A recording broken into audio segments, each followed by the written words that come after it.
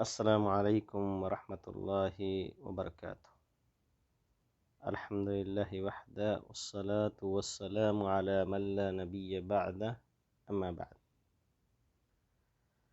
الدرس الثانی، دوسرا درس،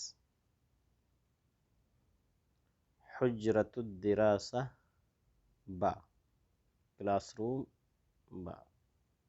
بتایا گیا تھا کہ کلاس روم کے انہوں نے 2 لیسن رکھے ہیں۔ پہلا لیسن ہم نے کمپلیٹ کیا پچھلے 2 درس میں، اور آج ہمارا تیسرا درس ہے، کتاب کا یہ سیکنڈ لیسن ہے۔ تو پچھلے لیسن کے اندر ہم نے کچھ نئے ورڈز پڑھے تھے، پھر اس کے بعد مشق ہلکے پھلکے انہوں نے کرائے تھے۔ دھیرے دھیرے کتاب آپ کو آگے بڑھائے گی۔ ابھی شاید بہت سارے لوگوں کو یہ کتاب کافی ایزی لگے، بلکہ ایسا لگے کہ ہم اس سے تو کچھ سیکھ ہی نہیں رہے ہیں، کیونکہ یہ ساری چیزیں تو ہم جانتے ہیں۔ لیکن یہ کہ نہیں، جیسے جیسے آپ آگے بڑھتے جائیں گے تو آپ کو اندازہ ہوگا کہ کتنے بہترین انداز میں انہوں نے اس کورس کو مرتب کیا ہے، اور دھیرے دھیرے ہم سینٹنس، ابھی تو مفردات چل رہے ہیں، نئے نئے ورڈز چل رہے ہیں، آگے چل کر کے یہ چھوٹے چھوٹے سینٹنس بھی لے کر کے آئیں گے۔ تو آئیے آج دیکھتے ہیں کہ آج کے اس لیسن میں کون سے نئے ورڈز ہمارے لیے ہیں۔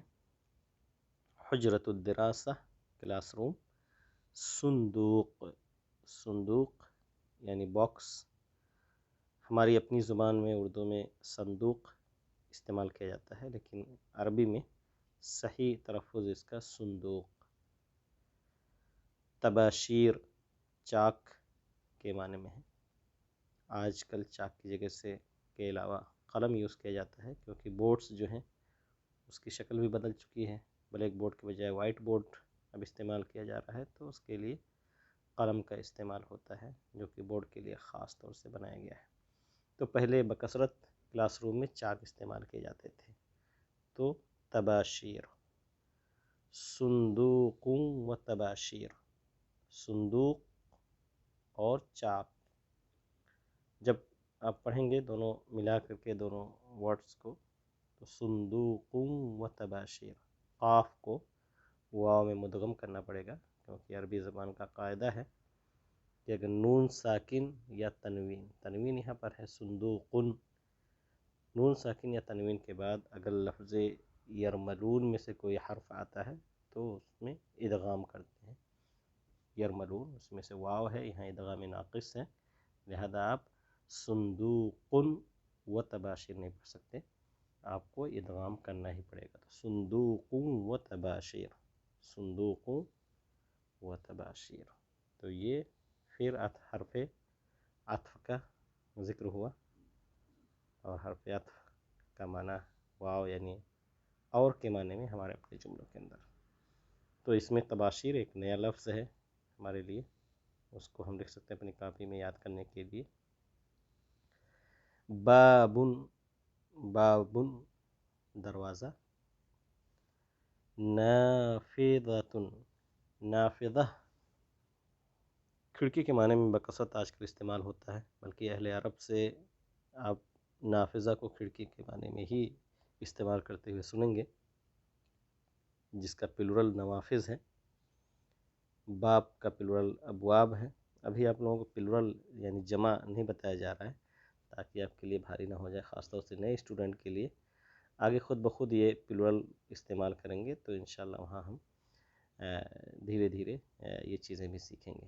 تو نافذہ کھڑکی کے معنی میں استعمال ہوتا ہے، ویسے عام طور سے کھڑکی کے لیے جو معروف لفظ ہے وہ ہے شباک، شباک کھڑکی۔ نافذہ بھی کھڑکی کے لیے استعمال کیا جاتا ہے، البتہ اگر دونوں کے اندر فرق کرنا ہو، مثال کے طور پر اگر جن کا بیک گراؤنڈ عربی ہے تو جانتے ہوں گے کہ انہوں نے شباک، شباک، تو شباک کے معنی بھی کھڑکی اور نافذہ کے معنی بھی کھڑکی۔ لیکن اگر دونوں کے درمیان فرق کرنا ہو تو نافذہ روشن دان کے معنی میں، جھروکوں کے معنی میں آپ استعمال کر سکتے ہیں، بلکہ اس کھڑکی کو کہہ سکتے ہیں جو دیوار کے اندر ہی روشنی لانے کے لیے یا ہوا کو پاس کرنے کے لیے بنایا جائے، لیکن اگر الگ سے لوہے یا لکڑی کا اس کے اندر کوئی فٹنگ ہو تو پھر اسے شباک کہہ سکتے ہیں۔ تو نافذہ روشن دان کہہ سکتے ہیں، کھڑکی بھی کہہ سکتے ہیں، اور کھڑکی کے لیے الگ لفظ شباک بھی آتا ہے۔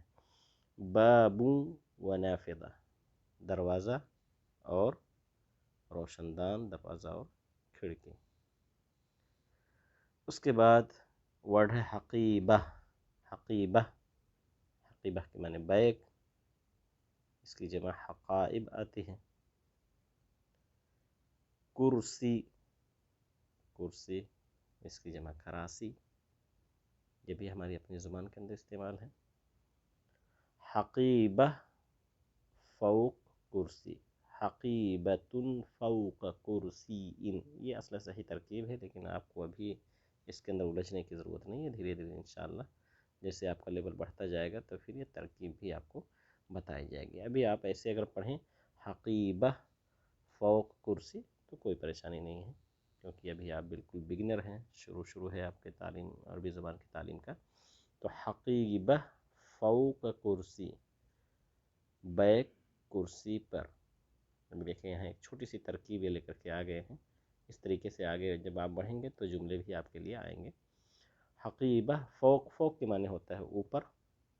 فوق اللہ تعالیٰ نے اپنے لیے بھی قرآن مجید کے اندر استعمال کیا ہے کہ وَهُوَ الْقَاهِرُ فَوْقَ عِبَادِهِ، وہ اپنے بندوں کے اوپر طاقت رکھنے والا ہے، غالب ہے، غلبہ رکھنے والا ہے۔ فوق کا اپوزٹ ہے تحت، تحت کے معنی ہوتا ہے نیچے۔ تو یہاں بیگ جو ہے، یہ بیگ کرسی کے اوپر ہے، تو کہنے حقیبہ فوق کرسی۔ تو آپ کسی بھی چیز کو استعمال کر سکتے ہیں۔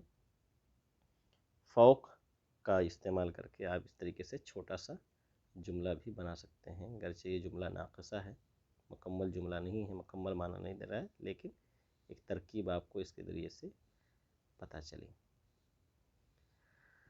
اس کے بعد ہے مساحہ۔ مساحہ، مساحہ کا مطلب ہوتا ہے کہ مٹانے والی چیز، ڈسٹر کے معنی میں، اور ہر وہ چیز جس سے بھی لکھی ہوئی چیز کو مٹایا جائے، مساحہ ڈسٹر کے معنی میں۔ اسی سے مساحۃ السیارہ بھی آتا ہے، وائپر کے معنی میں، جس کو آپ دیکھتے ہوں گے شیشے کے سامنے گاڑی کا رہتا ہے، آپ کچرا وہاں بھی صاف کرتے ہیں، یا بارش اگر ہوتی ہے تو آپ اس کو یوز کرتے ہیں گاڑی کے آگے و پیچھے۔ تو جب ہمیں اس کے لیے لفظ لانا پڑے گا تو اس کو پھر جوڑنا پڑے گا مساحۃ السیارہ، گاڑی کا وائپر۔ تو مساحہ مٹانے والی چیز۔ سبورہ، سبورہ پیچھے بھی ورڈ گزر چکا ہے، بلیک بورڈ۔ مساحۃ و سبورہ، ڈسٹر اور بلیک بورڈ۔ اس کے بعد ہے مکتبہ۔ مکتبہ لائبریری کے لیے بھی استعمال کیا جاتا ہے، خاص طور سے ہماری اپنی زبان کے اندر اسی معنی میں استعمال ہوتا ہے، لیکن مکتبہ بک ڈپو کے لیے بھی استعمال ہوتا ہے، وہ جگہ جہاں کتابوں کو رکھ کر کے بیچا جائے یا اس کے ساتھ لکھنے پڑھنے کے دوسرے آلات رکھ کر کے فروخت کے لیے رکھے جائیں۔ تو مکتبہ گویا ایک طریقے سے بک ڈپو کے معنی میں بھی بکثرت استعمال ہوتا ہے۔ جیسے آپ کو پوچھنا ہو کسی بک ڈپو کے بارے میں، تو آپ کسی شخص سے، کسی عربی سے آپ پوچھیں گے تو آپ کہیں گے این المکتبہ، مکتبہ کہاں ہے، لائبریری کہاں ہے، بک ڈپو کہاں ہے۔ تو مکتبہ لائبریری کے معنی میں بھی آتا ہے، اور مکتبہ بک ڈپو کے معنی میں بھی استعمال ہوتا ہے۔ اس میں اگر آپ لگا دیتے ہیں مکتبہ عامہ تو پبلک لائبریری کے معنی میں وہ استعمال ہونے لگے گا۔ بطاقہ، بطاقہ، بطاقہ کے معنی ہوتا ہے کارڈ۔ اگر آپ کہتے ہیں بطاقہ شخصیہ، بطاقہ شخصیہ، شناختی کارڈ، آئی ڈی کارڈ، جو ہمارے پاس اقامے کی شکل میں ہوتا ہے، یا ہر وہ چیز جو آپ کو آئیڈینٹیفائی کرے، جو آپ کی شخصیت کی وضاحت کرے، اس کو آپ بطاقۃ شخصیہ کہہ سکتے ہیں۔ تو بطاقہ ویسے بھی کارڈ کے معنی میں، اگر شخصیہ نہ بھی لگائیں تو بھی آپ یوز کر سکتے ہیں اپنے آئی ڈی کارڈ کے لیے، لیکن بطاقہ شخصیہ کہا جاتا ہے۔ اسی طریقے سے بطاقۃ الدخول بھی ہوتا ہے، پاسیج اگر آپ بنواتے ہیں، بسا اوقات शादी हाल के लिए भी पासेज बनते हैं ताकि कोई ऐसा शख्स उसमें इंटर ना कर सके जिसके पास ये कार्ड या बेताका ना हो। तो बेताक़तुद दुखूल उसको कहा जाएगा, पास यानी इंटरिंग कार्ड। बेताका शख्सिया I card. मकतबा व बेताका लाइब्रेरी और कार्ड। उसके बाद है अगला वर्ड खरीता। खरीता मैप, मैप के माने में यानी नक्शा। हामिल, हामिल स्टैंड के माने में है यानी उठाने वाली चीज़।